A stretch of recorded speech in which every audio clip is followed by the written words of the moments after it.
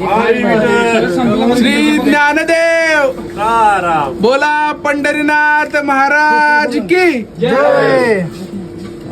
तर लग्न केल्यानंतर आयुष्याला लागणारी ड्युटी म्हणजेच बायकोला जॉबवर सोडून काम करून आलो घरी. चाललो मी पण आता आपल्या ड्युटीला. आणि जाताना मिंट घेऊन जायचं होतं मला स्टोअरला, कारण ड्रिंक साठी लागणारं मिंट स्टॉकआउट झालं होतं. पुदिन्याची एक पेंडी घेतली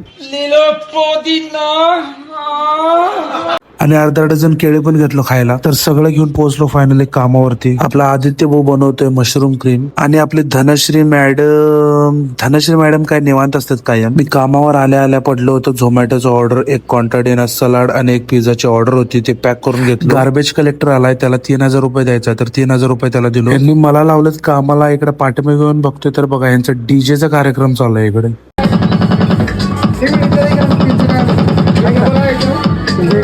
दुपारचे 2:30 वाजलेत आणि इकडे रिसिव्हिंग आल्या. प्रोडक्ट्स वगैरे क्रॉस चेक करून रिसिव्हिंग करून घेतलं. आणि तसं पण काय उन्हामुळे काय एवढी गर्दी नव्हती दुपारची.